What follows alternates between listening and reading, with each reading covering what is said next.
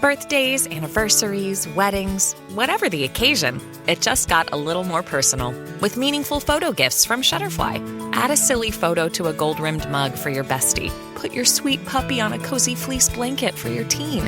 Gift your husband a desktop plaque featuring all the kids. Enjoy 40% off orders over $29 with code POD40 at Shutterfly.com and make something that means something.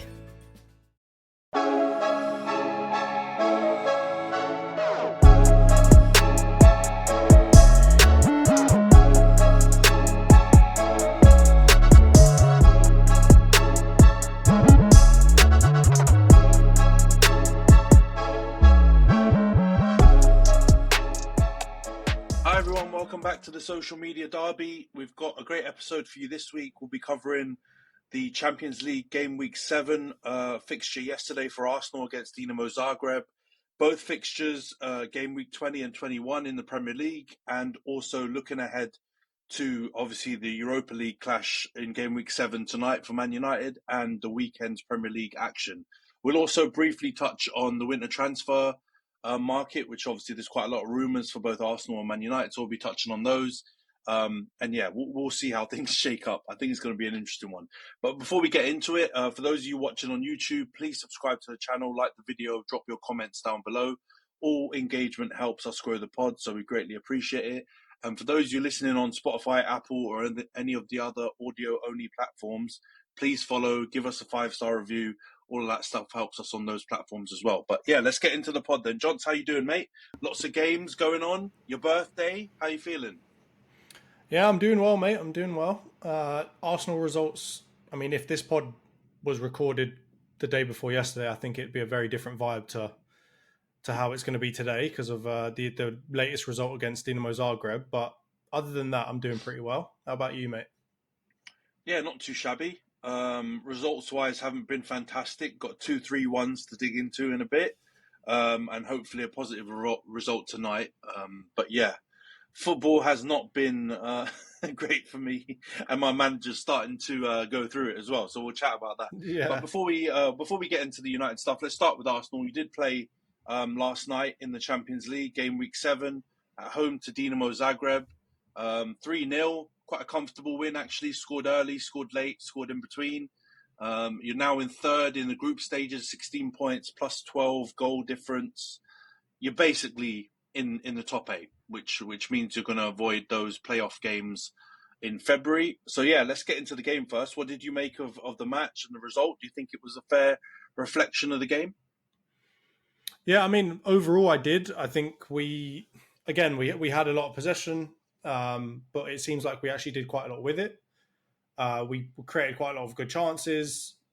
A lot of it was, again, the same kind of stuff. I know I saw a stat recently about from Sky Sports, which was terrible from their social media manager. Whoever's doing that, it was poorly worded and so misleading about how Arsenal have got the lowest attacks or goals through the middle. And it wasn't even supposed to show that. It was actually supposed to show what percentage of all of our goals come through the middle versus the wings. So you'd have the exact inverse. I think we were 19th of all the teams in terms of how many of our goals have come through what proportion of our goals have come through the middle. And if you were to inverse that, you'd see we'd be second on how many of our goals come from the wings. So that just reminded me, like during this game, a lot of our stuff really came from the wings again. It was a lot of crosses into the box, a lot of good crosses, I think, from what I saw, and some pretty decent finishes. Again, really, really good and positive play from our wingers. I'm gonna really single them out first. I think obviously you have, a lot's been said about Kai Havertz, but he played decently well in this game. Got himself an assist and a goal. And yeah, Trossard pretty decent as well. Just in general, I think we played quite well. And I'll be honest with you, they weren't great, so we weren't having to fight up against a really, really difficult team to play. Again, we started Sterling. Even he was okay, but again, not really good enough, in my opinion, to continually start in this team. We finally saw him also, Arteta, not play flipping Partey at right back, at least start Partey at right back, which was nice. Just the conventionals. I mean, not conventional, but our defence actually had players playing in positions that they're familiar with. You know, Zinchenko at left back, Gabriel in the middle with Kirill, and then Timber at right back. It just felt like a lot more of a natural lineup, even though I don't think those players are necessarily as good as our first starters, obviously. Then the Rice, Jorginho, Odegaard kind of middle, I'm fine with as well. Against this kind of team, I'm okay with not having like an enforcer in there really at the kind of sixth position, to just have Jorginho maybe dominating possession and dictating tempo. And then, Martinelli, Havertz, Sterling up top. Martinelli had a great game. I've got to call him out. He was really, really good. I think Rice was really good too. And I also want to call out Odegaard. Everyone's been calling him Ghost-Odegaard and No Show-Odegaard and all these dons. I think he played really, really well yesterday. Got himself a goal at the end. It was obviously a bit of a charity goal in terms of being very, very sweaty and him kind of shinning it into the back of the net. But outside of that, I think he played really, really well. So overall, I'm happy with the performance. I think we were, I'm going to say, more clinical than we have been before. Not clinical, though. Still not clinical. Declan Rice missed a massive chance, heads it closer to the corner flag than he does to the goal, and he's pretty much one-on-one with the goalkeeper. But outside of that, we were obviously clinical enough to get the win. And so I want to, again, hammer home playing well versus playing well enough to win, right? And I think in this game, we played well enough to win, to beat Dinamo Zagreb. Again, would I say that this is vintage Arsenal, the Arsenal of like last year and the year before? No. But we were better, especially considering the strength of our 11. The fact that, you know, even though we're pretty high up in the Champions League table, there's still a lot to fight for in these games, which is it seems to be an effect of this new style, league table style Champions League, that you're never really finished. There's a lot more still riding on games. So it was, you know, a game where we could potentially screw things up in the Champions League a little bit and make things a bit tighter than they needed to be. And I think given the strength of our squad, we played well enough to win. And again, I'm not overly happy with it, but you know, again, given the strength of our squad, that's probably the best I've seen our, let's say, B team, or a large part of our B team, like play in terms of contributing to wins and so on and so forth, right? So the fact that we can kind of put out a weaker squad and get a win, a pretty convincing win at that, I'm happy with that. But we do need to see better results in the Premier League now. We will get onto it, I'm sure, in a minute. But it's it was a good performance versus what happened the week before or the game before. Yeah, I mean it's Dinamo Zagreb, isn't it? So I mean it's a good fixture to do this. They got slapped 9-2 or something by Bayern Munich. So the reality is, I mean, I know Bayern Munich is a good team. One spot honest, below City. Yeah, and City have had like an all-time disgusting Champions League campaign. So that tells you, like, you know, where they sit. But you still got to beat the team in front of you. But yeah, I agree with your assessment. There's I think it's funny that Sky Sports stuff is interesting because, I mean, the correlations are there with what we see with our eyes, though. Like you don't really need that stat, right? It's quite clear to see where your goals are coming from, and it's quite clear to see that also, like you're throwing a lot of crosses in, so the goals are coming from the wings. Like I know that we can see that with our eyes. We might not agree with it, we might not, but even prime time Arsenal, they may have not been dominated by wing play, but actually by one wing with on the right hand side with Odegaard and Saka and Ben White and a lot of stuff coming from that side. So I don't get it. I don't feel like that's like any kind of astounding stat or piece of news to share with anyone. It's quite obvious to understand. I think it's also just a tactic. It's a tactic to be able to get people to retweet it, because the way it's worded and how poorly it was worded allows other fans to jump onto us and pile on and say, "Hey, you're 19th in the table for goals through the middle." It's the Bolton narrative, isn't it? It's the Bolton. That wasn't even the truth, though. That's not even the truth, though. Like, if they were to actually put up a stat of us just completely, not as a proportion of all of our goals, just how many goals have you scored through the middle, then fine, you can go and say whatever, because I'm sure we'd be somewhere between 10th and probably 15th. But to go and say that we're 19th for, you know, chances created or goals scored through the middle is just blatantly misleading when it's actually talking about proportion of our goals scored or our chances created. So just doesn't matter. It just doesn't matter either, because who cares where the goals come from? You've got to score the goals. And I think the only thing, or the big thing that Arsenal fans, and I know you've been talking about on the pod is just creating enough chances, because taking shots doesn't necessarily equal chances, and then also having a higher conversion rate, like you just mentioned. And in this game, you did have a slightly higher conversion rate, hence scoring 3 goals. And you were playing a team as well that couldn't hurt you. You know, it was kind of a game where you're unlikely to get a Son deflected goal, or a Tielemans and a Watkins goal out of nothing, because they don't have the quality. So that's essentially what you've got to try and aim for regularly now, consistently. And like you said, play well enough to win and defend well enough to keep clean sheets, because I think that's also something that people haven't really flagged. Not saying that your defence has been poor or anything like that. You're still one of the best defensive teams in the league, but it's the frequency of clean sheets you had last season was nuts. Like Raya finished obviously with the Golden Glove and all that kind of stuff, and the defence were sturdy and miserly. You didn't concede many goals, and I feel like you've missed out on a bit of luck this season, or the opposition team have been extremely clinical when they've had the chances, and then goals come. I don't feel like you've made catastrophic mistakes in lots of these games to keep to avoid clean sheets. But if you do get them, you'll win. Right? It's the same thing that we said before. That, like, I'm looking at a lot of the goals that we concede, a lot of them, not all of them, and saying, like, I don't know who to blame for this. This just seems like everyone's making a little bit of an error, right, in terms of positioning or whatever else. And it looks like all of the goals are goals that we can do nothing about, which frustrates me more. And I think based off of like the consistency in terms of selection of our back line, and I'm going to say the 6 as well, I'm not surprised why we let in so many goals, right? When we're having to constantly deal with injuries, Calafiore's in, then he's out. Even when he is playing, he's clearly not quite as defensively minded as you'd want him to be in terms of keeping clean sheets. But you've got him coming in and out of the team every 5 seconds. You've got Timber coming in and out of the team every 5 seconds. You've got Partey having to play right back. You've got him sometimes playing 6. You've got sometimes Declan Rice playing 6. It's like, I don't blame us at all, because I've said it many times before. When it comes to defending well, you need to have, in my opinion, a set goalkeeper, a set back 4, and a set 6 or DM.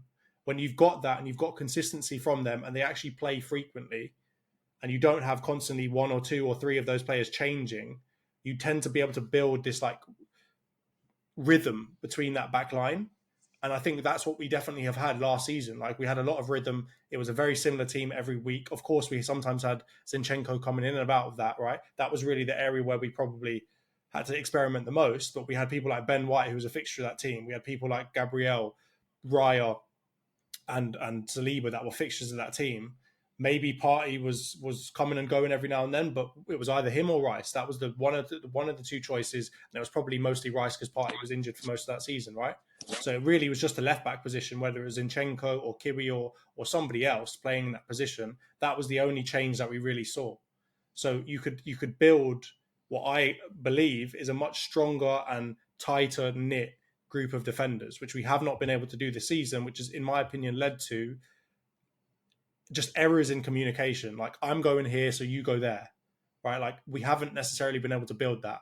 And I'd even say when Calafiori is playing in our like preferred back line, he still has not yet built up the rapport with the rest of the defenders as to knowing where he needs to be.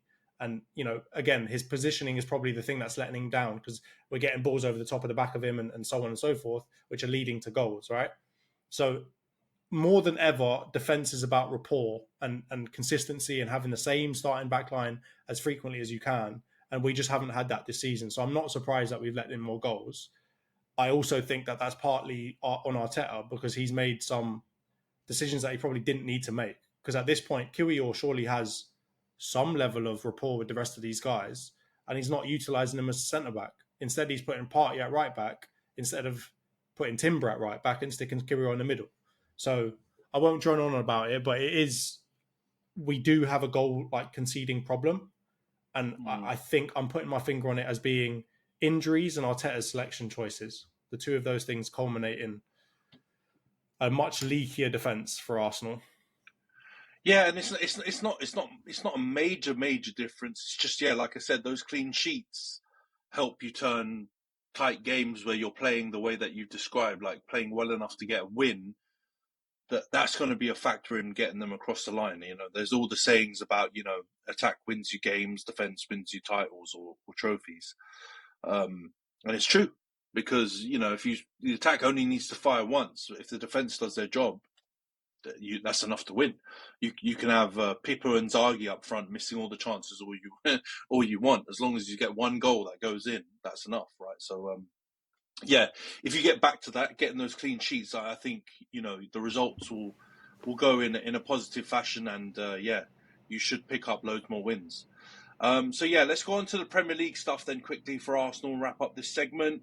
During the week, you had the North London derby on the Wednesday, which was a bit of a weird timing for that game. But Arsenal got the win, 2-1 in the end. Should have been probably more comfortable, but I'll get into your take on it in a little bit. And then, the big game of the weekend for you at home to Villa ended 2-2, 2-0 up. And unfortunately, Villa pegged 2 goals back. But even then, very controversial. Got a third goal with Marino striking it, deflecting off Kai Havertz, ruled out for alleged handball. So let's get into your take on the games as a duo. What did you make of the results, and do you think 2-1 against Spurs and 2-2 against Villa were fair? I think the 2-1 against Spurs was fair in the fact that we won. We should have won that game, and I think we probably should have won by a slightly wider margin. I'm not going to talk much more about that one. I think I'm happy to get the win. It's against Tottenham. We've got to win those games, and I think had we not won that game, anything other than a win in that game would have cranked up the pressure on Arteta and this team a lot more. So very happy to obviously get that win. Again, I don't think it was a very vintage North London derby. I think neither team really played all that well. But I think, again, we played well enough to win. The game against Villa is a different story. I think, obviously, I don't want to keep coming back to it, man. But, again, we should be winning that game. When I look back at all the stats, when I watched what happened in the game, the difference between us and them was they were clinical. They got chances, they scored them, right? We got numerous chances and didn't score enough of them, right? We should have been closing out that game after 2-0. The fact that we immediately let them back into the game with the first goal and then basically just allowed them to ride momentum and get a second goal, and they were basically so clinical with all their chances. The fact that we did that is mental, right?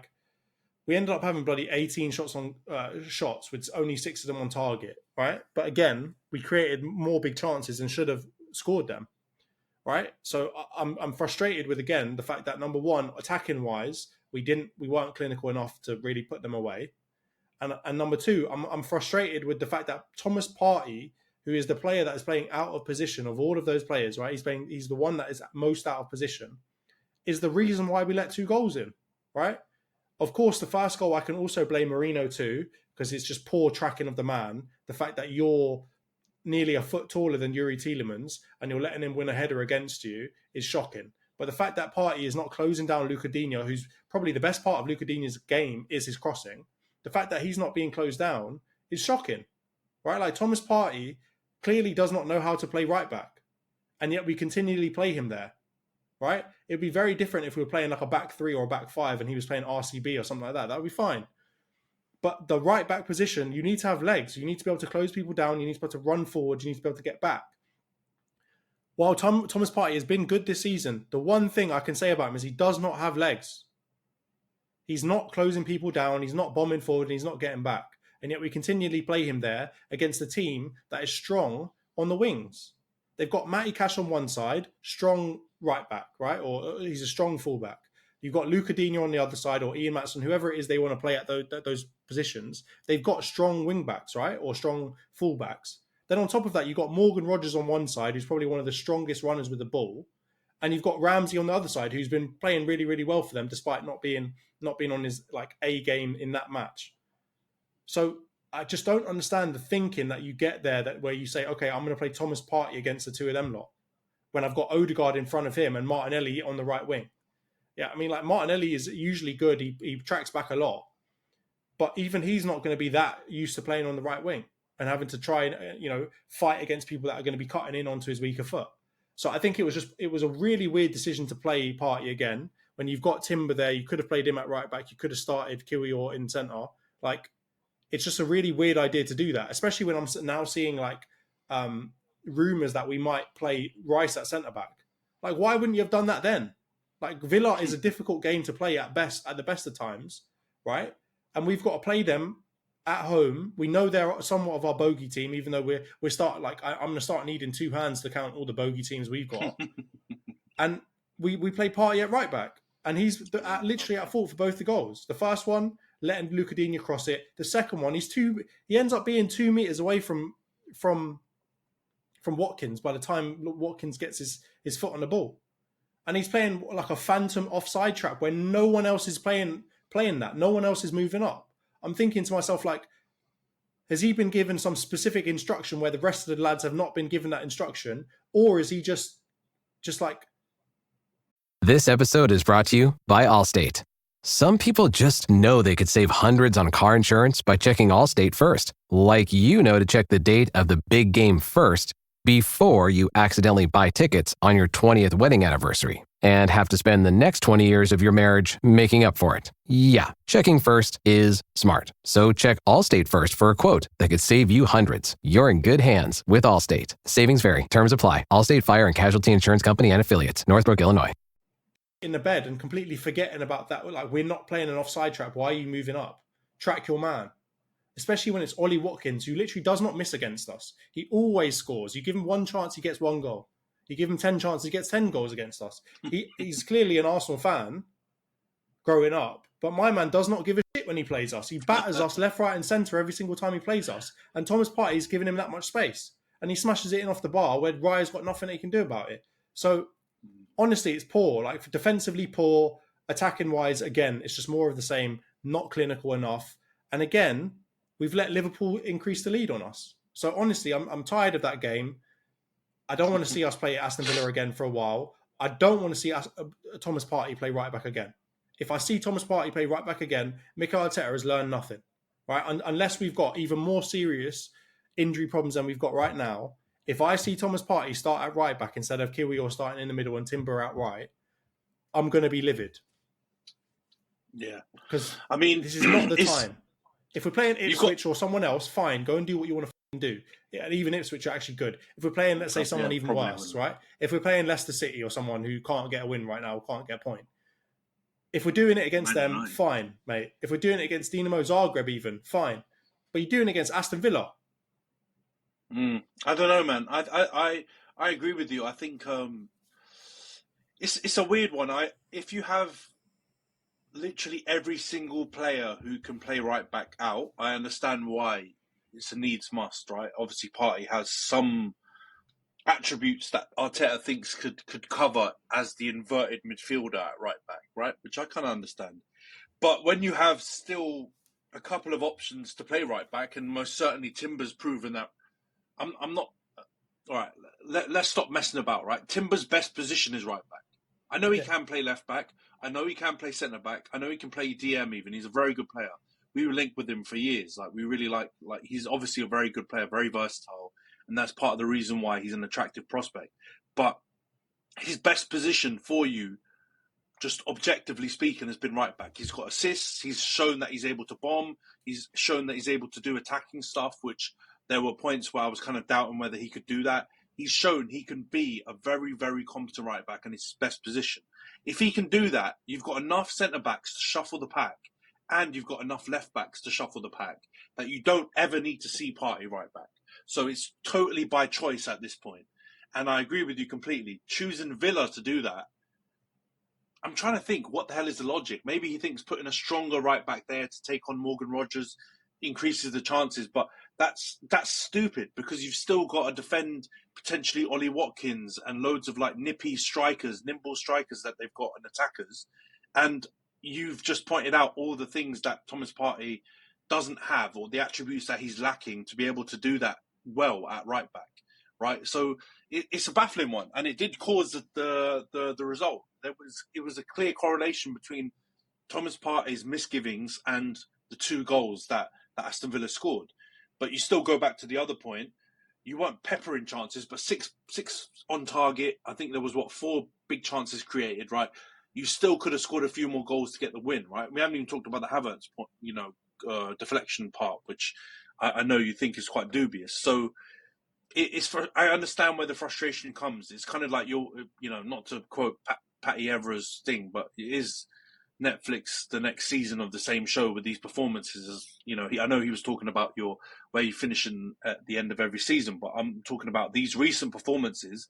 They go in a lot of the same ways. Not all the results are being the same. You've obviously drawn this. You went out in the cup to us.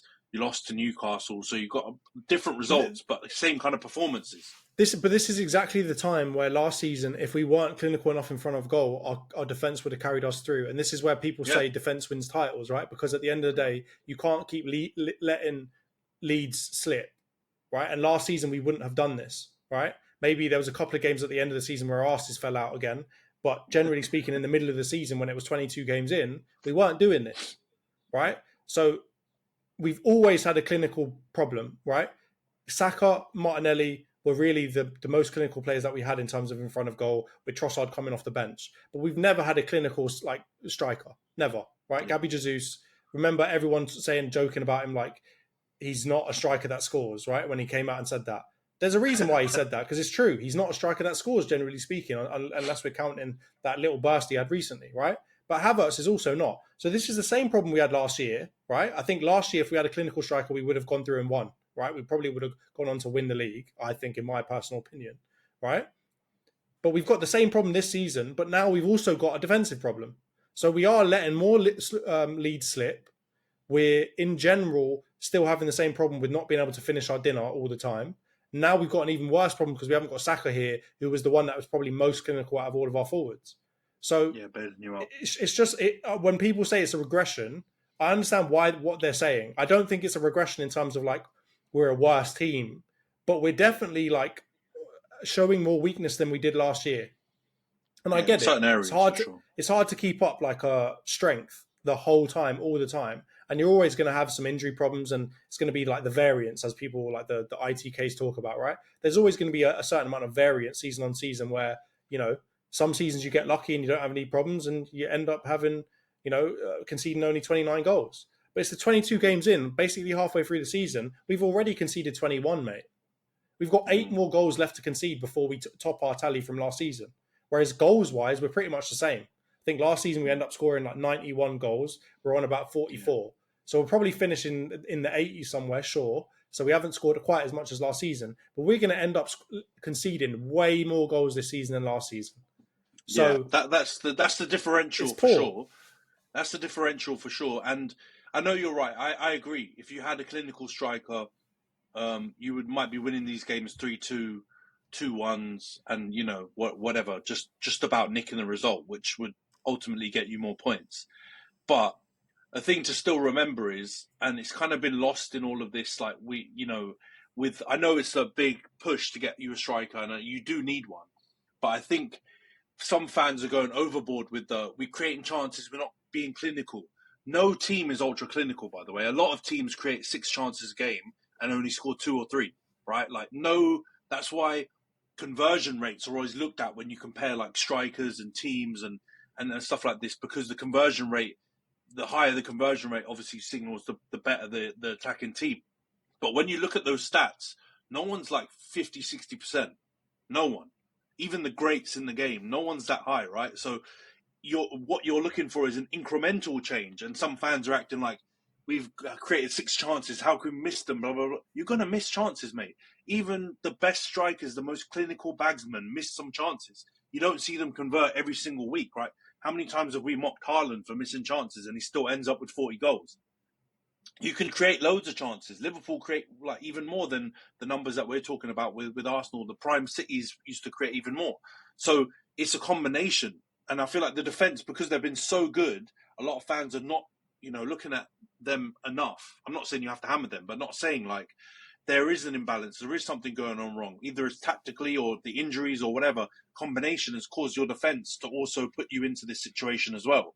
It's just because you've got Havertz shouldering things and like, there's those flashpoint moments on the attack that look catastrophic. But it's also because we're being compared against Liverpool, right? Who have been, let's be honest, they have been mad clinical. Right? I know what you're saying, right? I know everyone misses chances. Not as much recently, but they've scored 50 goals already, mate, and we've got 43. Yeah. So when you look at it, they are more clinical than we are, right? Yeah. And they're having a bit of a wobble now.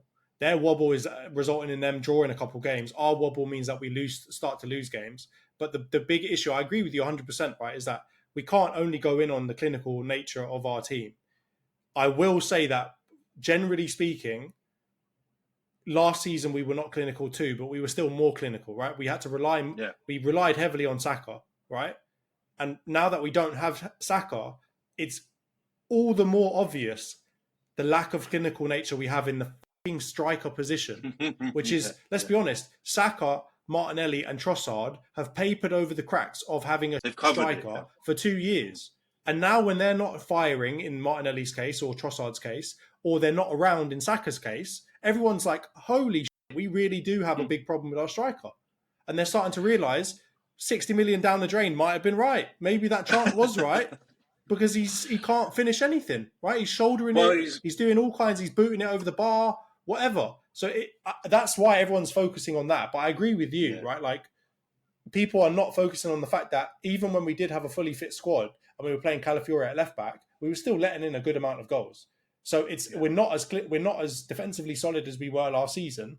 But I also think people cut us a bit more slack in the fact that, like, you're seeing change around who we're having to play there, and injuries here and injuries there. Yeah. So people are using that as maybe an excuse to paper over the cracks of our defensive situation right now, right? But in general, I think most people are looking towards the striker position because they've always been upset with it. And the fact is, a lot of Arsenal fans convinced themselves, including myself, that Havertz was not so bad, right? And that he would be good enough for us to still go and win a title, right? And we don't have to be world class in every position. You can have a couple of positions where you got role players that just kind of do their job, they score enough here and there, and they get on with it, and they contribute to you winning, right? Which is why when he was getting man sent off and doing all kinds of dirtiness during Man City, like against Man City or against our rivals, everyone was loving him and saying, yeah, he's a role player, he doesn't score, but he does all these other important things. But now they're like, I need you to score, bro.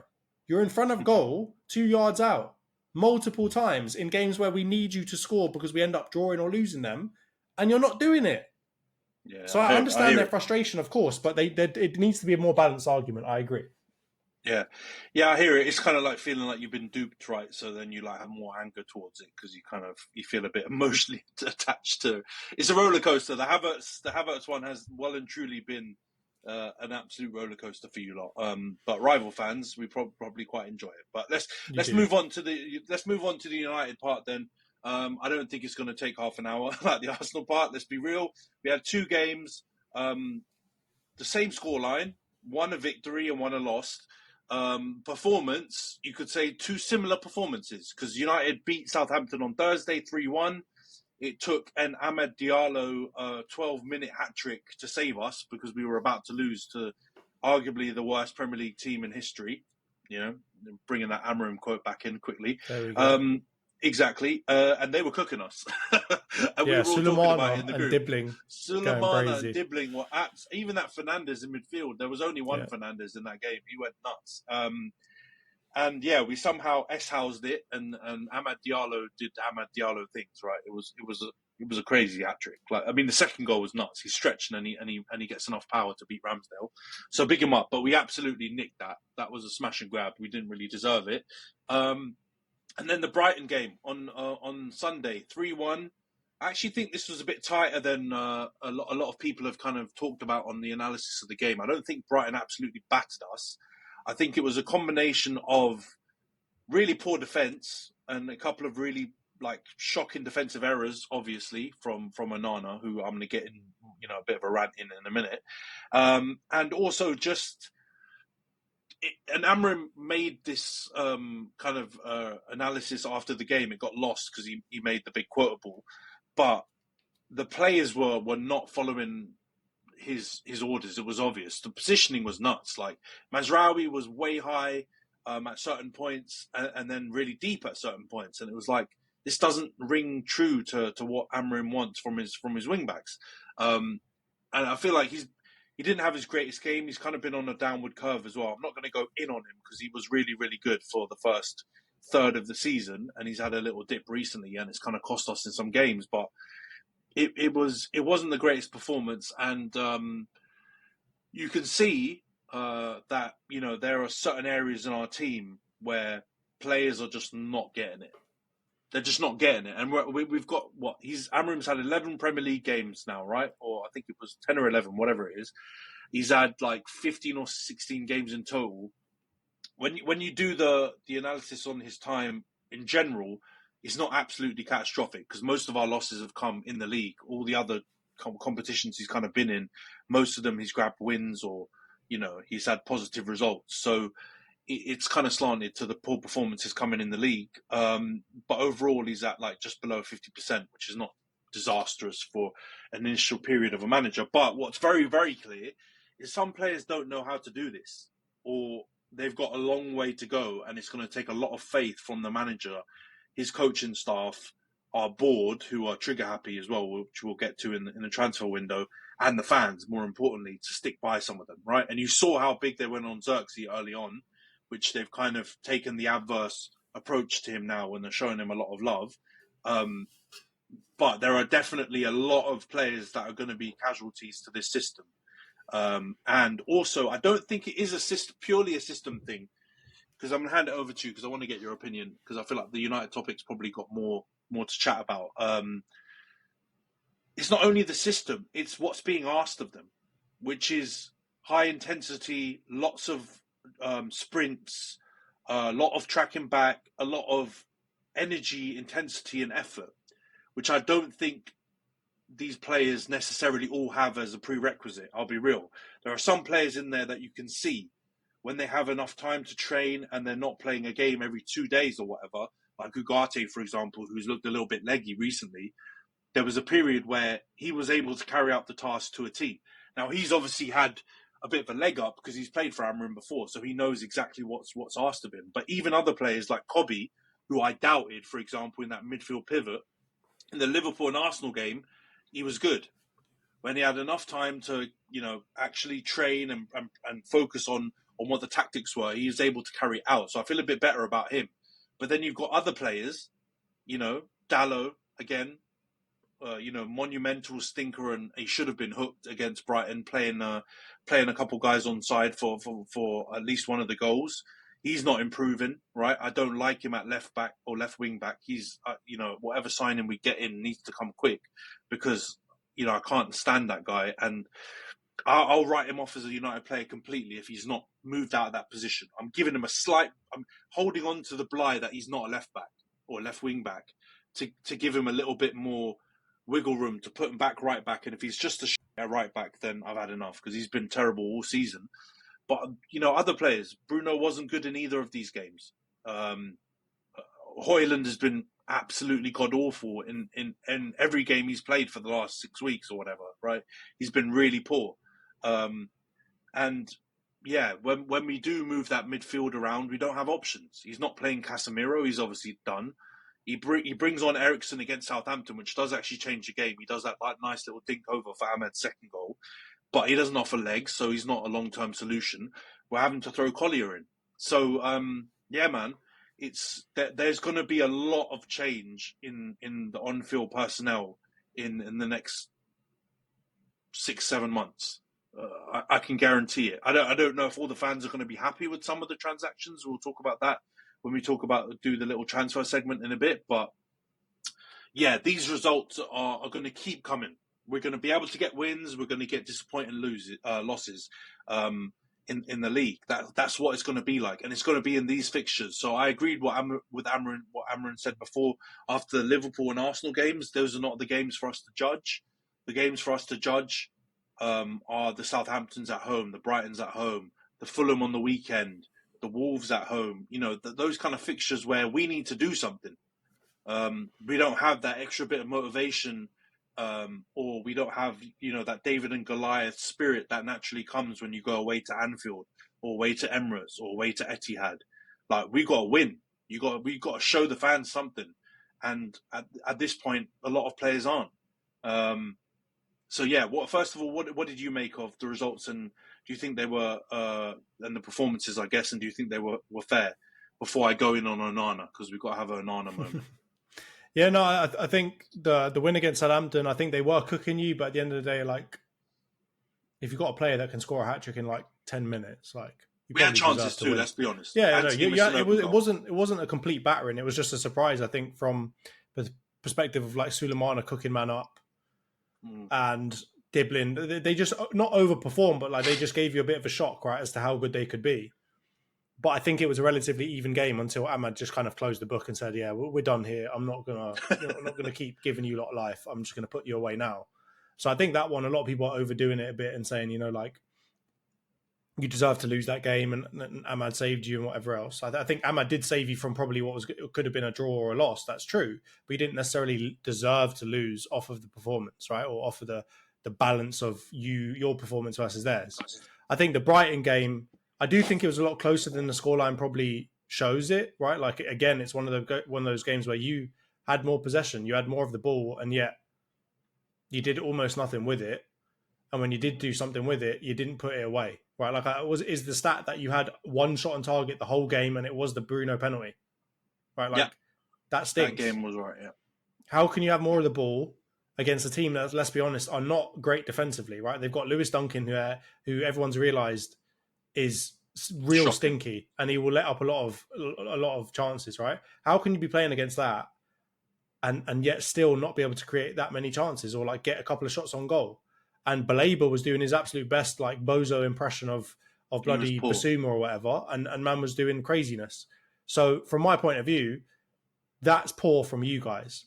From the fact of like letting 3 goals in, like I think a lot of them were like shock ones. I'm not going to say that. I don't think they happen frequently, right? Onana has a stinker and is at fault for really a couple of them, right? That doesn't happen every week. Or yeah, all of them, you could say. But like that doesn't happen every week. So I'm not going to be like, oh, that's a systemic problem. You guys it happens often. No, it happens often. I mean, because he's a poor keeper. But I mean, like that's an individual error. In my opinion, it's not necessarily system error. So no, it's not. Your individual players made that result look worse because of what they were doing. And the last comment I'm going to make is you cannot play people that are not that are not absolute legs, engines in your wing back positions. I like Mazraoui. He's good. He's definitely from if you compare him to like Casemiro and Eriksen and some of the people that he was surrounding previously, he definitely looks like he's got more legs than them. But he still does not have enough legs to do the job that you need him to do, right? Dalot, same thing. He's got the technique, but he's not necessarily got the legs to do those roles. You need absolute engines in that left and right back, that left wing back and right wing back position. And that's why I think Ahmad did quite well when he was there, because Ahmad has probably got the most, him and Ugarte have probably got the biggest engines out of anyone in your team, right? Mm-hmm. So, honestly, I think this system will never work when you've got 2 players at left wing back and right wing back that do not have engines. You're starting to like fix that problem in the middle with Ugarte, right? He's really pulling the weight of having an engine, but as you said, he's going to get leggy if he's played frequently. So you need more, I don't know whether it's young players or if it's just players that just in general have a better fitness condition. You need more of those players to be able to play this system. Even if they are technically worse, they would make you look better than you are now. Because honestly, the demands of this system are high, right? It's a very full-on system. It's not. I'm not going to call it like heavy metal football type of thing, but it's a running style, and you do not have running players right now. No. So I would argue. I would argue we haven't had running players for a very long time. Like, you know how you look at some teams and you say, they play really modern football. They've got like modern players. We haven't recruited modern players in this whole era, I would say. We've recruited good players actually. And we've kind of ruined a lot of them, which a lot of United fans say we're the graveyard for a lot of good players, right? Rival fans say that. But we haven't recruited modern players to fit a style when we've got more modern managers, right? So I'll give you examples.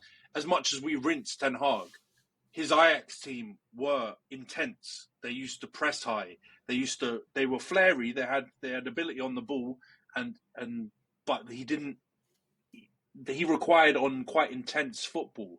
And obviously the bar's lower in Holland, and that's where we saw the disparity, right? Because he went and brought a bunch of players from his Ajax team, and they don't have the athletic ability to do the same job in the Premier League, because your Brightons, your Southamptons have physical athletic players who are able to run up and down and close you down and super intense. Whereas, no offense to the Netherlands, but in the Eredivisie, I'm guessing, bloody, Sparta Rotterdam and some rubbish teams or lower position teams don't have that ability to get those kind of players. So they're able to play their football without being challenged physically. And now when you look at Amorim, I feel like I'm on system defense all the time, because I feel like people go for the system because it's the obvious change, really, that people can point to. But it's the intensity.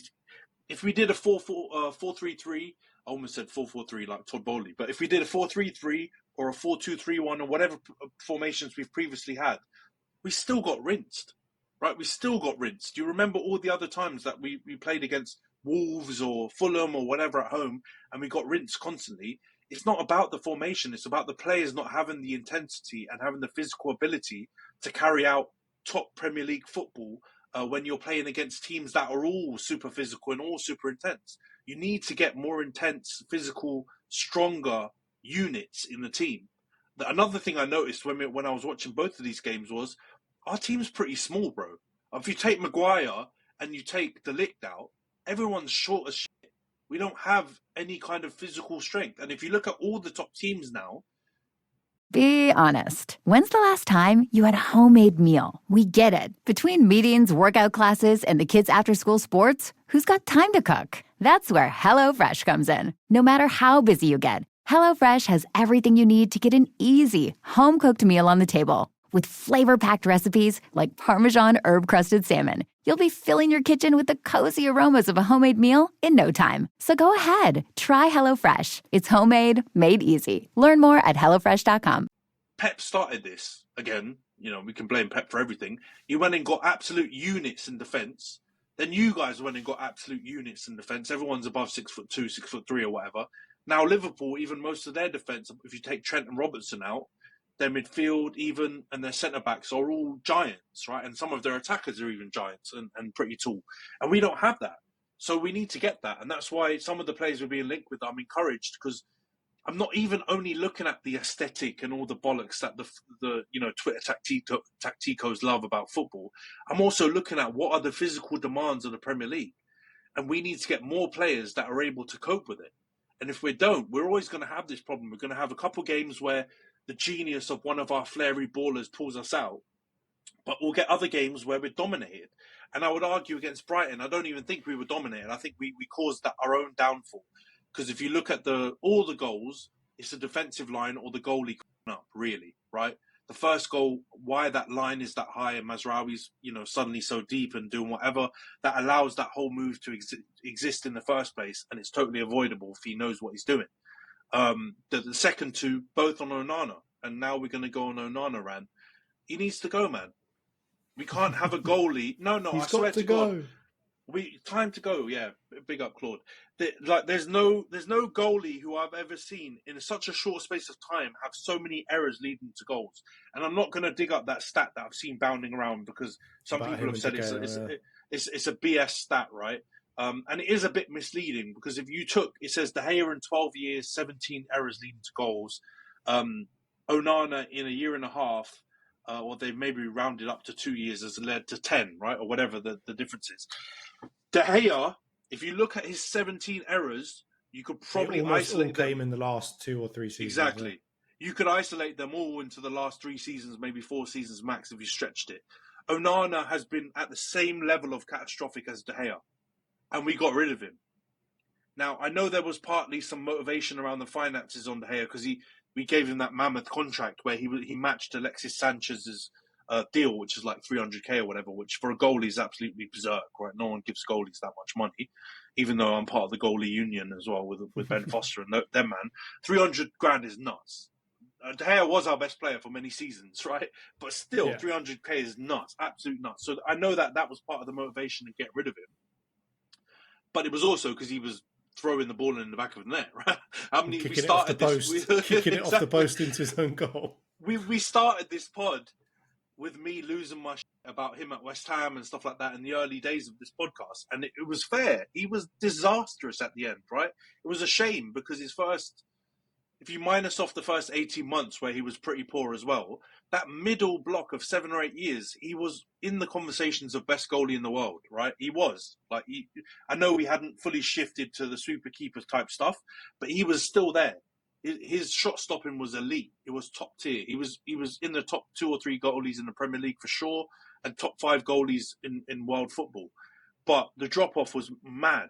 The difference with Onana is we haven't had any of that world classness. We've just had and the thing that people talk about, and they try and defend him so hard because he had a run of 4 or 5 games at the back end of last season and a run of maybe 8 or 9 games at the beginning of this season where he was solid. I'm not having more than solid, right? When people come up and say he was top whatever, no. I saw some absolute BS by content creators putting him in top 3 of the Premier League goalies so far and all this. Rubbish, man.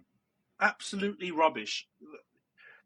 People are protecting him and trying to make out he's better than he is because people went too big on him early on for some of his bad mistakes. But now the mistakes are back again. And he's costing us points again. And I've never seen a single player cost us our hopes in a competition like him in the Champions League last season. And it's not like it's a one game and you're done, right? It's easy to do it in the FA Cup or Carabao when you've got one match and you lose. He did it in a group stage, 6 matches, and he cost us. That is despicable. And if his form comes back and continues like that in the league, honestly, I swear to God, I will look at Amrim for keeping him in the team if that's what he does. Because I know we've got big problems in other areas and stuff like that. But Onana will always cost us. We talked about the goalie fundamentals and stuff like that. What is he even doing for that Rutter goal? What is he even doing? That's a normal claim.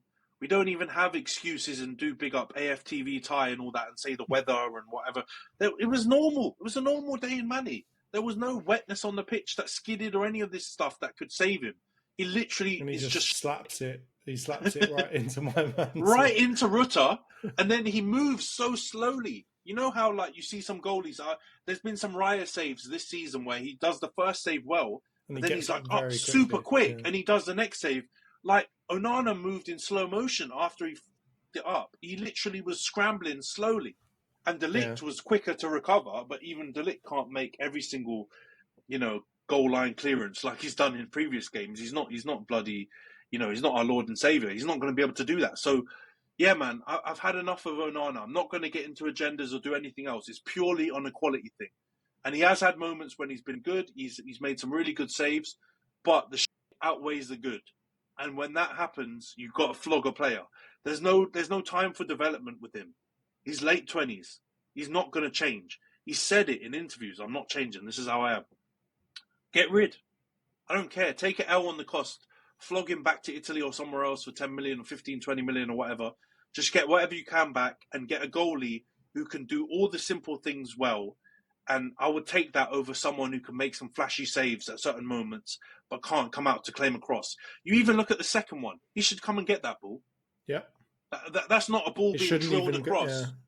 Yeah. He's floated it, right? Minte was good in that game, but he floated that to the back post. I feel bad for Mazraoui. He smashed himself up, right? There's not much he can do. The post.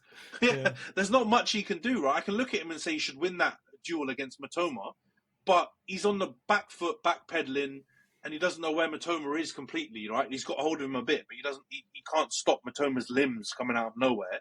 Onana should come and claim that, man. That's one thing, and I feel like I'm giving Raya too much credit, but I'm just pointing out things because I don't think Raya is like the best goalie in the league either, but he's been performing at that level near the top, right? Top 3. Yeah. He comes and claims crosses, man. How hard is that? As a goalie, 101 is come and claim a cross when you can. Or if you don't claim it, punch that shit and get it a mile away. He doesn't do either. He just leaves it. He stays on his line. And then we concede the goal. So when he does come out, he slaps it straight, softly slaps it into the path of someone to score. Yeah, or he misses it a la Wolves and just clotheslines the defender. So I just can't cope with the Onana gaffes. There's just too many of them. Regardless of whether he's worse than De Gea, I don't give a shit. He's bad enough that he can't be our starting goalie.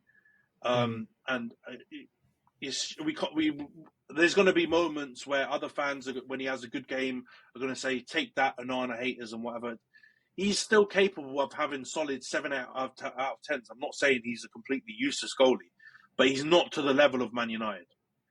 But you also, I mean, from a goalkeeper position, from a goalkeeper position, if I have to choose between somebody who's up and down a lot and someone who's just like consistently decent, I'm going for consistently decent, right? Because yes, of course, we all love goalkeepers that make massive saves, right? And keep us in games and that, right? But at the end of the day, that's individual performance type of stuff.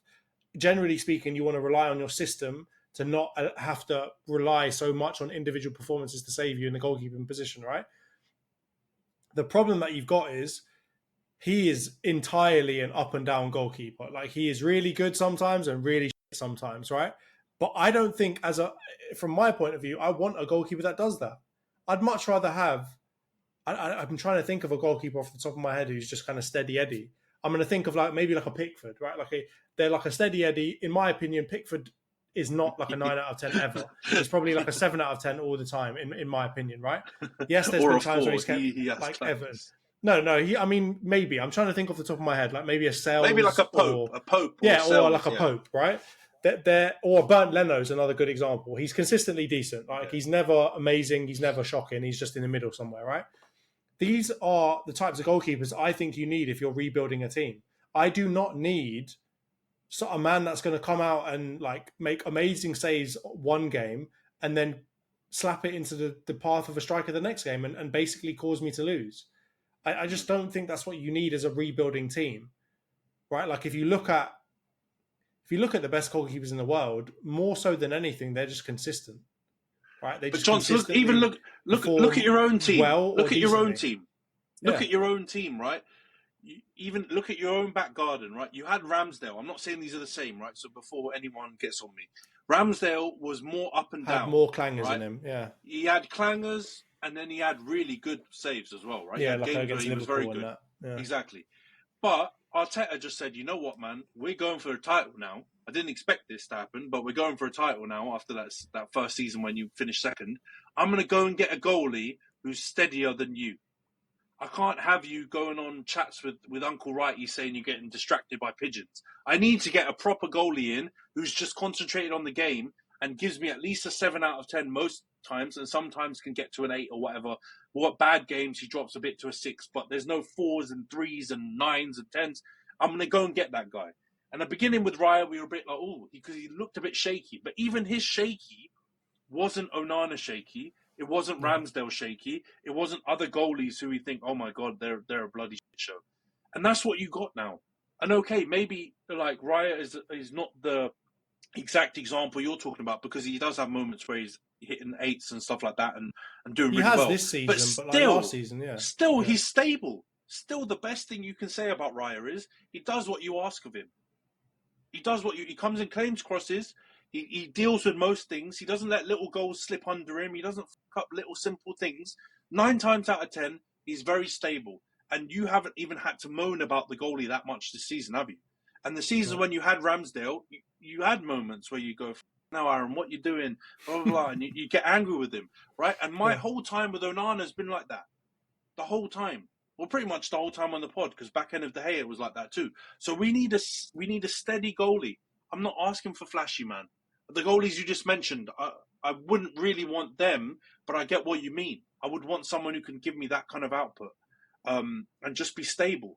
And I get it. With some systems, there's more risk. For example, City, Ederson's always what's asked of that goalie is always going to, create some dodgy moments. But even still, the thing that's put Ederson in these conversations, which I don't believe he should be in, is he makes most of the saves that he should. Right? Yeah. He never makes world class saves. Yeah. That's one thing about Ederson. I can't remember him ever doing that. And a few times he's let in some shots that you would hope, a top goalie would save. But very rarely does he make all-time clangers. And obviously he makes up for it for the fact that he's amazingly good on the ball. Great on the ball. This is the thing, right? Exactly. Like, you can be amazing on the ball, sure, but the goalkeeping aspect of your job, you cannot be worse than decent. You can't compromise. I don't care how good you are with your feet. Even Ederson, he's decent as a goalkeeper. At times, he's good as a goalkeeper, but he's never Alisson levels as a goalkeeper, right? But then you're balancing that with the fact that he's elite with his feet.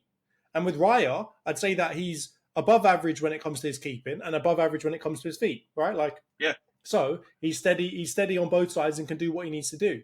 But like Onana's probably close to elite with his feet, right? In terms of like his stats and stuff, he's really good with his feet. But he's below average as a keeper. He doesn't look natural as a goalkeeper. And the whole joke's about the fact that he's an outfielder playing in goal. People don't necessarily say that about Ederson, right? They just say like he's an elite, or maybe they do a couple of times, but it's a diss to him and it's not just in the way that he's really good with the ball, but it's like he doesn't look natural as a goalkeeper. Like that's why people say that about him. He genuinely looks like a striker trying to play in goal. Like he doesn't. Yeah. He's really good with his feet, sure, but he really genuinely doesn't look like he knows what he's doing. And when you watch like the Cycling GK and their podcasts and stuff, and they've got goalkeeper coaches on and whatever else, they're always looking at him thinking, what the f*** is he doing? That is not what I would teach a goalkeeper to do, almost ever. So it's like, maybe it is just his character that he's so strong that he just wants to be in this way and that's how he's going to be. And he's an unorthodox type of keeper. But I'm sorry, in a rebuilding phase of a team, I don't want that. You can come in the future when I've got like a really solid backline in front of it, and then I can afford to take some mistakes because every now and then he's going to have some worldy ball that he's going to play that leads to a goal, or he's going to have some worldy save, whatever it might be, right? But in a rebuilding phase when I just need steadiness, I need to build confidence, I need De Ligt, I need Euro, I need Maguire, I need Martinez to feel confident in who's behind them. Andre Onana is not the answer to that. I'm telling you right now, they don't feel that way. And we're going to wrap up the Onana rant on this. He's Giroud. He's Giroud playing in goal. He's got above average talent for an outfield player in goal. But he's not a goalie. And he's literally, go and watch Giroud's highlights for AC Milan as a goalie. It's shocking that he's actually making saves because he's an outfield player. But that is what Onana is. And there are going to be people out there hating on me and saying whatever, but you need a proper, normal, stable goalie. I don't care who it is, but you need to now look at that as a position to upgrade on. I know we probably can't do it in January, but we got to do it in the summer. I'm not taking more Onana gaffes. I'm telling you, I'm not taking any more of them. The best way I'm going to characterize him is he's a 5-a-side goalkeeper. Yeah, which is Giroud. He's not an 11-a-side goalkeeper. He's the guy that you put in the net that can also play every other position on the pitch, right? And he's decent-ish with his hands, right? He's not an 11-a-side goalkeeper. Yeah. You can put him in like FIFA night cages back in the day with bloody Edgar Davids and Ronaldinho as a goalkeeper, sure, but he's not an 11-a-side goalkeeper. No. Agree. All right, let's wrap up the United part by talking about Amorim then. He's been getting a bit of a hammering in the press. After that Brighton match, he was a bit more bullish in his interviews, both with the broadcaster and then also after in the press conference. And he mentioned he's kind of been Arteta misquoted a bit with the football, right? Because he said this may be the worst United team in history. That's what you guys are going to write. That's basically your headline for you, right? So he's essentially kind of tongue-in-cheek saying it, a bit like Arteta did with the football. This British press aren't the brightest of bulbs, are they? They've come out and Carragher isn't either, because he just went straight on attack on Monday Night Football saying it's shocking. Say that. Yeah. What the players going to do? They're going to lose all confidence in him. You don't know what he's trying to do. Give it a break. Give it an absolute break. Statistically, in the Premier League era, we are the worst Man United in history. That's only a 30-year window, by the way. So we're not going back to 1974 when we got relegated. So shut up with all those idiots saying that. He said Premier League, right? So how is that not factually correct? We're in 14th, mate. We've got 26 points after 21 games. Or 22 games or whatever it is. 21 games, I think it is. We have been god-awful. And he's come in and everything he said, he's been too honest with these prats. And he's been trying to act like, if he's honest, they'll keep it a buck with him, like maybe they do in Portugal. I don't know what their press is like. But they're absolutely useless. I saw the press conference ahead of the Rangers game. He's having arguments because he's now again been misquoted live in the press conference where he said our team was nervous, but he says we, right, to talk about the team. The stupid journalist goes out and says to Maguire, how does it feel when your manager admits that he's nervous? Does that what kind of confidence does that give the team? And then Ruben has to step in and say, hey, I didn't say I was nervous. I said we were nervous. The team were nervous. I'm frustrated. There's a difference in that. And so the press are having a field day with this. I personally don't think there's anything wrong with it. I don't think he's throwing anyone under the bus when he says factually that we are the worst team in history. He doesn't say that's going to be the case at the end of the season. He's just talking after we've taken, the 4th or 5th in a row home defeat, or 4 out of 5, or whatever the numbers are. It's the worst that we've ever had. We were mocking City for their run. We're not far off it now, so it's only fair that we also take the heat, right? We've been absolutely poor in the Premier League this season. Amram's overseen half of that, so he's not scot-free, right? The only blight he gets is that these aren't his players, and he's come in with a different philosophy and whatever else, so things are going to be rough. You can expect it. But I don't know, man. I feel like this has been absolutely blown out proportion, and the media are starting to turn the screw a bit, as we all kind of expected, right? Arsenal, Man United, for the most part, there's not a media loving in this generation anyway, right? Post-Fergie, post-Wenger, there's not a love for our teams. And they're going in on him. I expect it from Carragher and other half-wits and scousers and stuff like that. They've got their agendas, right? But yeah, the media coming for him for that quote, wow, they all write that quote themselves. I'm sure you've seen it, right? I've seen loads coming from other journalists before Amorim said this. Is this the worst United in history? Is this the worst United have ever been? Is this the worst attack that we've ever had? Is this the worst whatever? They're writing that kind of drivel all the time. And for once, it might actually be true because we're sitting in bloody 14th, the worst we've ever been sitting after this amount of games. The manager admits it, and suddenly they're acting like he said something shocking or crazy. I don't get it, man. Obviously, these days, when you've said it before with the whole football thing that Arteta happened, we all know our media are disgraceful. They're fishing for headlines at every chance, and they've got their agendas. But every once in a while, very frequently, unfortunately, something takes my breath away, and this has taken it away because I can't believe this has been made a thing. Like, it's literally what everyone else says. But what do you think? Do you think Amrim's starting to get the screw turned on him by the media, or do you think he genuinely made a mistake by saying that? I don't know. I kind of sit maybe in the middle because I think I can almost never bring myself to say that telling the truth is a mistake.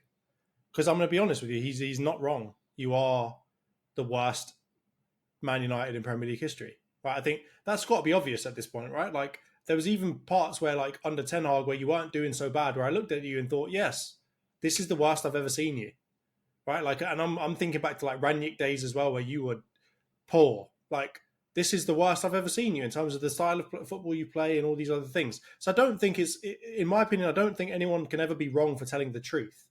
But then you look at it as if, like, okay, from a media perspective, from a manager perspective, how do you survive in this league? And I don't really know what the answer is yet. I think it's a combination of telling the truth when it can't hurt you, and defending your players, or basically just giving them blank answers, right? Kind of like what we've said before with Pep, what I've said about him, where he just waffles absolute shit, like inaudible, like you literally cannot understand what he's trying to say. That's the only way to do it with these lot, is to just like babble them into confusion when they ask you a difficult question that is probably a gotcha moment, right? And then other times when their guard is down, you can probably tell the truth and get away with it, right? So from that point of view, from like a sleazy, greasy point of view, like I kind of feel like, yeah, maybe that was a bit of a mistake to say. But I also think like Sorrell has said mean things about you lot before when you've really pissed him off, as like a wake-up call. Like, you lot need to pull your fucking fingers out. We are absolutely terrible, right? And he said it in a really angry, he didn't even need to say that many words, and you'd get what he was trying to say about the team. And no one would come out afterwards and say, oh, Fergie's doing too much, he's hurting the feelings of his players. Maybe it's just because it's a different time, and now we're so soft about how we expect players to react to managers and this, that, and the other. But I mean, there have been other managers that have come out before and said, this is not good enough, this is not acceptable, this is terrible. So I'm kind of sitting on the fence of like how I judge this. Like, if I were him, would I have said that? Probably not. But do I respect him for saying it because it's true? I do. The problem that you've got is the media. I mean, the media. When we talk about the media, by the way, I'm including broadcasters in that, right? Like, because I'm talking prime time with them as well. Yeah, like, I mean, because they're the ones that give Carragher a platform. They're the ones that give this stupid social media don a platform to say that we're attacking. You know, we can't attack through the middle and all this other stuff. So they're just as bad as all of these publications. But you know, from a point of view of Amorim, like, it all depends on whether you think that can change. Do you think media can become ethically better than they are right now? If your answer is yes, you think it is possible, then yeah, I think he probably didn't make a mistake, and that's good. But I think if you just accept the fact that our media are slimy weasels, then maybe it was a mistake to say that, because you know they're jumping on that. And it's the same way I went at Arteta. Mate, just be a bit smarter than that, would you? Just don't talk about the ball. You know it's going to be on the back page of the Sun or whatever it is tomorrow. Just leave that out. Just keep that to yourself. And also, when these rumors are coming out that he apparently punched up televisions, like just before he went into that conference, and you can see like a bit of blood on his knuckles and whatever else, like maybe that was enough, mate. Maybe it was enough to go in there and punch up a couple of tellies. Maybe you didn't need to come out and also say that they were the worst team in history. But I can't fault him. He's not wrong. You are the worst Premier League Man United we've seen. No, I get it, man. And I feel like there's certain things that are bigger, that are more cringy than other. I think the football thing, Arteta got clipped out of context. But, you know, it makes for a cringy kind of line. For this one, they're clipping him up in a similar way. It's not necessarily cringy, but they're trying to use it against him, right? Against his players. Trying to use it to get the players to go against him. Yeah. You know what, man? Maybe that's the reason why I kind of get what you're saying, and I could also understand if someone didn't say it. But at the same time, I'm loving it. I'm loving that he said that. I'm loving that he's punching up TVs and making certain pussy holes in our team cry. I'm loving it. We need that. We are soft. We haven't got the characters, both mentally or physically, to hold that badge. And if he's going to come in, and you know he's very chill, you know he's like the EQ is high on the scale for Amorim. He's proven that even in the short space at United and definitely at Sporting. I'm backing that guy over a lot of the players that we have. So I love this, because I feel. Do you also kind of feel like it's what fans have been wanting to tell your players for the longest anyway? So he kind of feels like a voice for you lot now. Yeah. He is. He's the vessel. And I will also say this applies in normal life. When you try to be logical, when you try to be empathetic, when you try to display a lot of the characteristics Amorim has to offer and has shown that he's got, people take you for a P word again. I'm not going to drop it again because I don't want to make your edit it. They take you for a mug, and then there's a moment where you got to lose your rag and remind them that you're about it. And I feel like that moment after the game, he reminded them that he's about it. Because there's been lots of other poor performances where we've been shocking. He's come out and said, nice. and people have pressed him, and you can see he's livid, he's seething. But he said, "This is the wrong moment. I'm too emotional right now. I'm not going to get into it. I'm going to leave it. I'm going to analyze the next day." And I like that. That's good, because I feel like you can't lose your rag all the time. But every now and again, you got to flip and smash some tellies, make some people cry, and get the expense book out for the Glazers and for Ineos to fix them. Because that's not acceptable. You can't do that. And so that's the reason why maybe, and obviously it's a different thing. We're comparing apples and oranges with the Arteta and other managers. Klopp used to do it all the time. Pep used to do it. I know what you're saying about Pep, but Pep's being rattled every bloody week now that he's losing a bit, right? True. We've seen this cool, calm Pep go out the window. He's trying to fight Scousers on the street. He's losing his mind. He's self-harming, he's doing all kinds of stuff, right? Yeah. Exactly. So, it's everyone's not easy got a to limit. Lose games. Yeah, it's not easy to lose, right? Amorim's pointed this out. He was a winner at Sporting. And they weren't Benfica or Porto, but he was out there smacking them up a lot of the time. And so he's not used to all of this losing to Brighton and losing to Forest and losing to everyone under the sun. The table, yeah. He's not used to this, mate. So I tell you what, it was bound to happen. And I feel like Amorim, the only thing that is a positive for him to come out of this media storm is he's learned a bit more about our media firsthand now. They've been kind of nice to him, but United fans and Arsenal fans and other fans who've had this experience can see through it a bit, could see it was coming, and now he's seen it firsthand. They're going to try and come for him. And I like that he corrected the guy, the Don, in the press conference straight away. He didn't let it run. Straight away, he corrected him. And you need that from your manager. So I'm fine with it. The proof will be in the pudding. I'm not giving him a complete, he's not going to have impunity to get us, 15th or 16th or 17th or whatever. He needs to turn it around. But when people are trying to take him for an idiot like they are, we're going to back him. But anyway, that's enough United. We're not good enough to justify this much time. So let's move on to the transfer rumours real quick. We'll start with Arsenal. You guys been linked with Cunha. You've been linked with Sesko.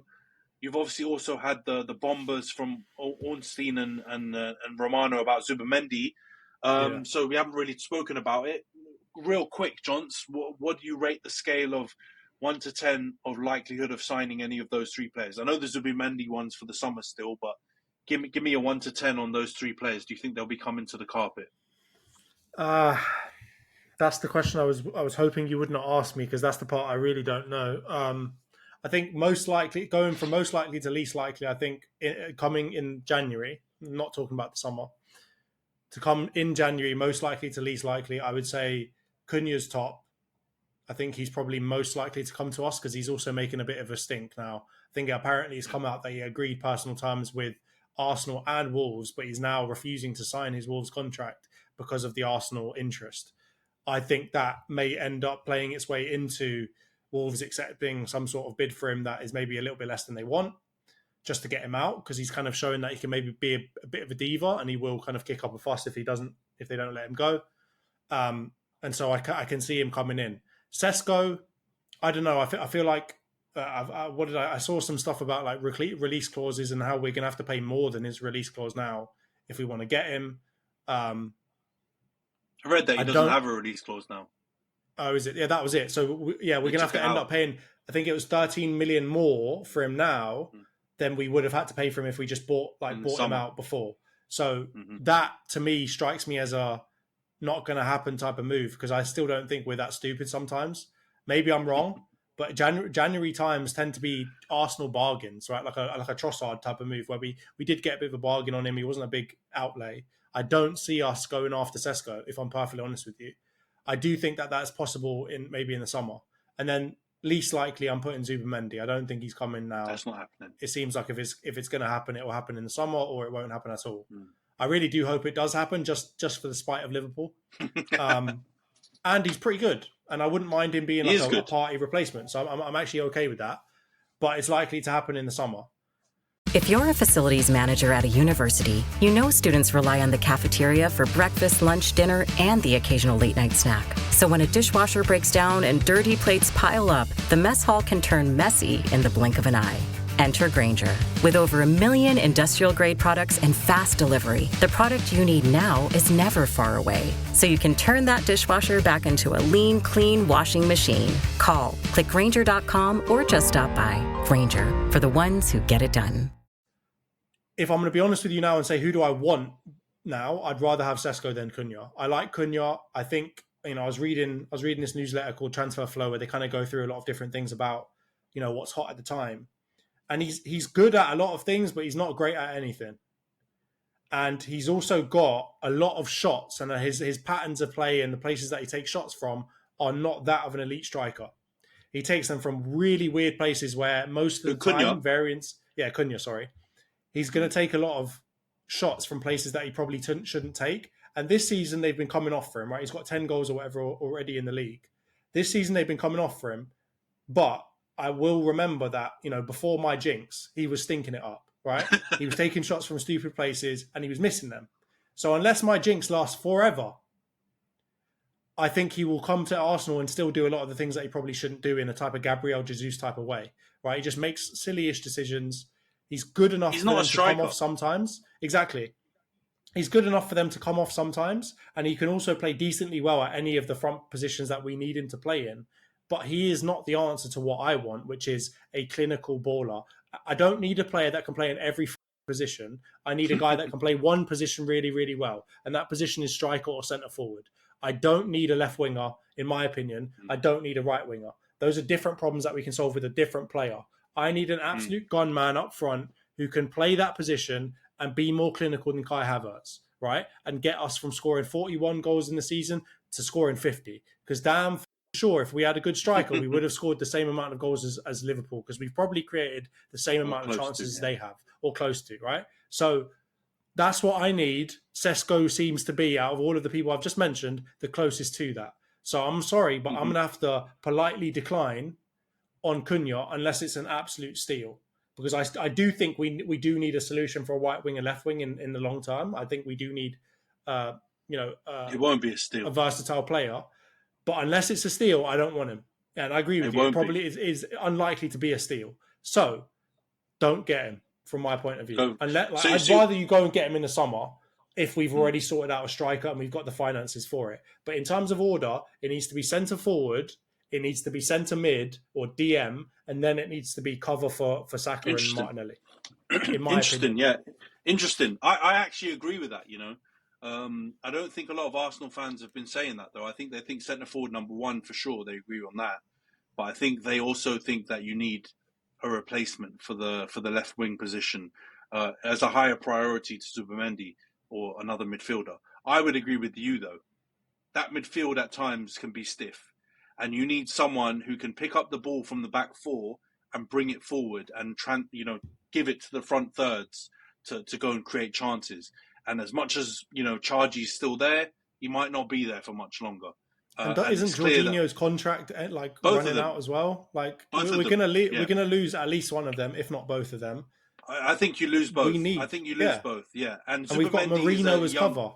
Not good enough. And I think Zubimendi's a younger Jorginho. I'll be real. When Jorginho was in his prime, he was getting the same kind of hype as Zubimendi, and when he still had a bit of legs, and when he was still able to do what what his bread and butter is. He's lost his legs. He's still got use, but it's not going to be the same level. And you get Zubimendi in, perfect, I think. He's got rapport with Marino already, so you might get better out of Marino too. And I feel like he'll come in and do a really good job. And I think that will actually help you create more chances than you are right now. Because I agree, you do create chances, but you can create more. I don't think you create the same level as Liverpool, which is the only reason why I think you might not score the same amount of goals. But if you had a clinical striker, that's something Liverpool don't have. They've got Salah, sure, he scores a lot of goals, and the others are kind of spread a bit, right? And if you had a clinical striker, maybe that would make up for creating slightly less chances. But if you had a Zubimendi, I think you would create similar to Liverpool, if not more. I'll be real. And I agree. Cunha, I like him a lot, man, but I actually think he would suit a system like ours better. And they play 10, like that at Wolves, right? He plays like kind of as a drifting 10. And I feel like that if he gets the numbers he gets right now as a drifting 10, you'll be happy. But if you put him as striker and he gets those numbers, you won't be happy. That's the thing. He doesn't play high up and off the pitch. If you look at before, he's not clinical, mate. It was Hwang getting on the end of all of his crosses, putting them in. He was the clinical bagsman. And this season, it's not like Cunha's been playing higher up the pitch. He hasn't. What he has been doing, though, is just smashing balls in from 30 yards out somehow and getting them to go in, which is not going to happen all the time. And I don't need... Yeah, exactly. Strand Larsen is the one bombing ahead. I don't need the guy that's going to play behind the striker. I've got that if I really want it in probably Kai Havertz. I need someone who's going to be on the shoulder of the defender at all times in the centre of the pitch as an absolute gunman to put balls away. Right? It's not Cunha, unfortunately.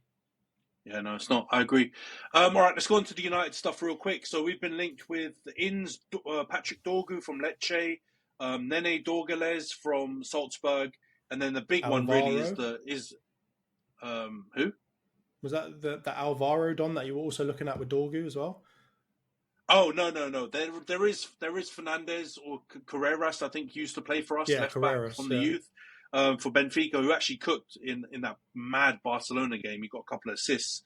There's a buyback on him, but I've got to be honest with you. People are throwing his name in there. We're going Dorgu. That's who they want. I think the Carreras is only if that Dorgu deal goes absolutely tats up, then we might go for Carreras because he's a cheaper option. He's about half the cost. But let's focus on Dorgu for that left back. And then Dorgalez is looks like being the potential Garnacho replacement if we sell him to either Napoli or Chelsea. So that's the big sticking point. We don't have loads of time left, so I'm not gonna labour the point about Garnacho. I would keep him. I understand some people that don't love him, that get frustrated by him. I get frustrated by him too, but he's only 20. He's still young. I know he doesn't fit the system perfectly right now, but the beauty of it and the comparison I make with Onana is Onana's 28, 29. Garnacho's just turned 20 recently, right? Turning 21 this year. He can learn. He can adapt. He's got the flexibility and the growth to develop under Amorim and potentially make him a better fit for one of those 10s or as one of the wing backs. Onana doesn't. So I would keep Garnacho. The obvious here is he's a sellable asset. He's from the youth. We get pure profit. It means that we can buy more players for the entire rebuild. And that's obviously the reason why Ineos are looking to potentially sell him. I wouldn't. I would flog the other players and try and make ends meet, doing, selling your Rashfords, selling your Casemiros, your Erikssons, your Lindelofs, even considering selling one of the strikers, either Højlund or Xerxes. Like, I would do all of that before I would sell Garnacho, I've got to be honest. But that's the obvious route. That's what might happen. I've seen some stuff now from Romano saying that now that Napoli have actually turned their attentions away and they're looking to get Adeyemi from Dortmund instead, which is a relief. That doesn't rule it out, though, because Chelsea are still nuts. And they may just put 60 million down and take him from us. And apparently that's his preferred option. So let's see how it shakes up, man. I personally wouldn't sell him. I do get why people are saying they're frustrated with him, but I don't think you sell him. I think you keep him. There's so many other bits of deadwood in the squad that you'd sell that would help us financially. It's just a power play to try and get more, to get our PSR books looking good by selling a youth product. But I don't think I can't rule it out, man. Chelsea did it loads in the summer, right? They sold a bunch of players that their fans didn't want them to sell for PSR reasons. So we're not above that. We could move mad and do it. So there was obviously that bit of news where they're talking about selling Garnacho or Mainu, and I lost my rag.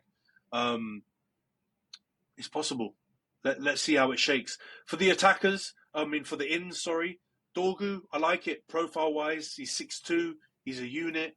I haven't watched him play loads, but it fits the physical profile, the athleticism profile that we talked about earlier. So I'm all for him. And we haven't had a left back for 18 months. So at this point, I'll take anything, right? Like, I'll take the Fernandez Carreras guy back from Benfica. He looks good too. I wouldn't have sold him. I think I was on the pod saying I wouldn't have sold him at the time. So I would happily take him back. So I'm happy with either.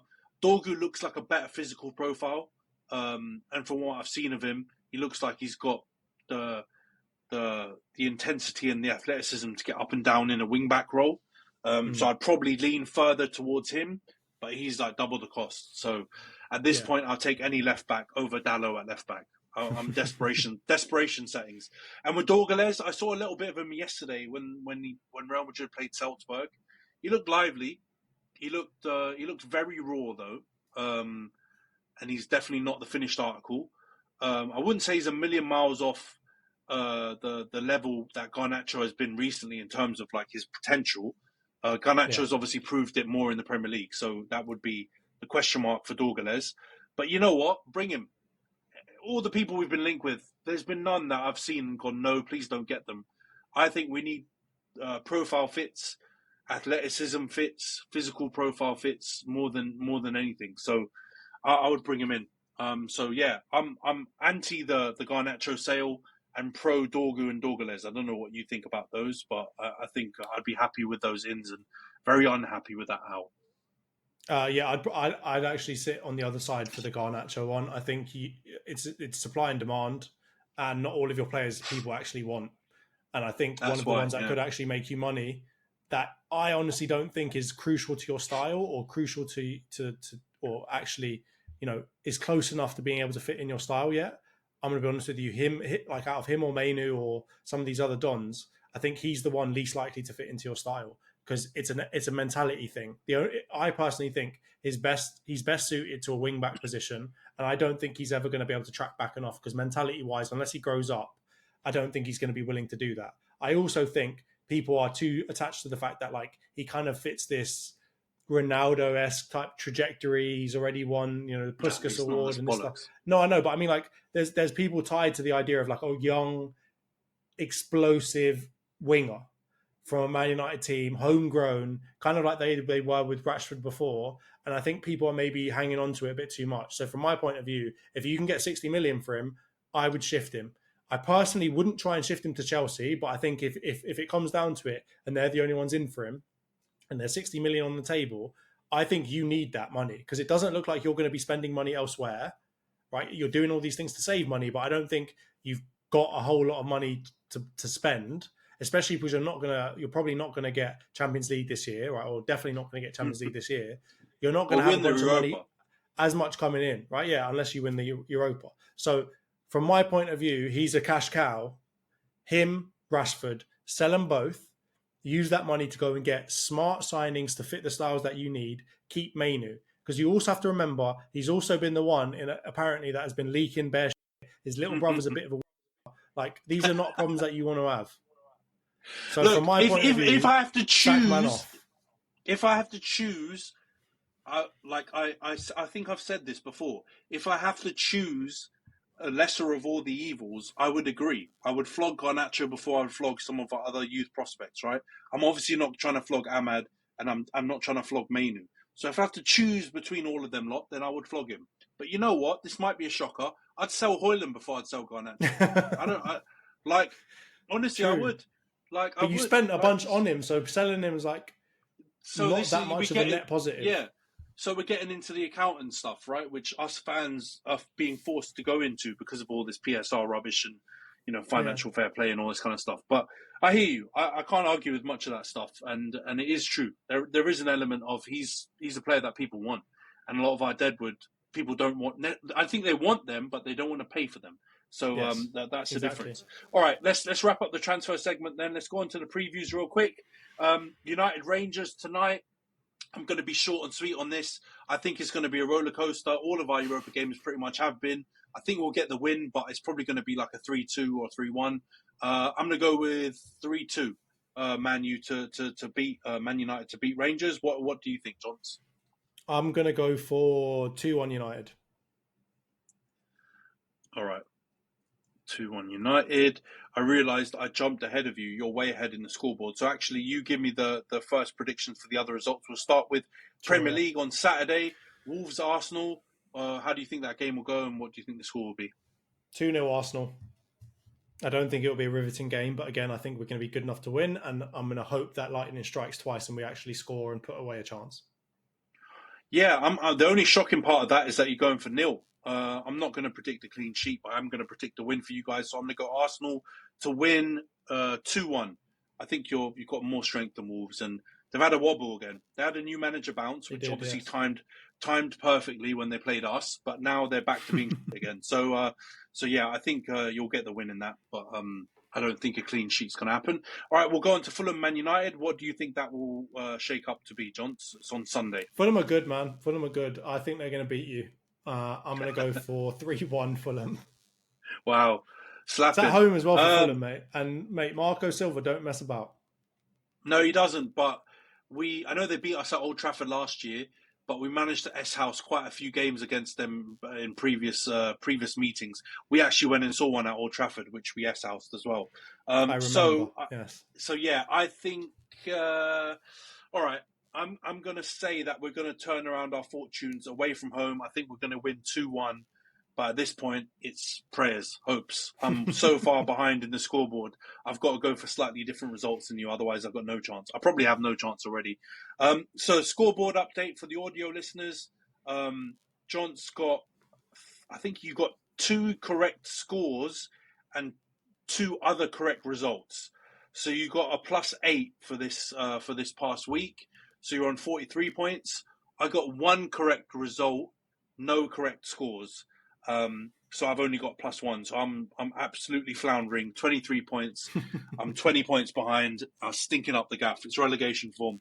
But yeah, let's move on from that and wrap up. Road to 40 points, mate. Road to 40 points in both. There's no chance I'm reaching 40 points, by the way. And I'm so bad, I'm behind United in the point score in the Premier League. They got 26, I've got 23. That's probably a fairer competition, to be honest. Yeah, but, fair enough. Yeah. Let's wrap it up. Thanks for jumping on, John. Thanks for everyone for listening, and we'll see you guys next week. Cheers, Ant. Cheers, everyone.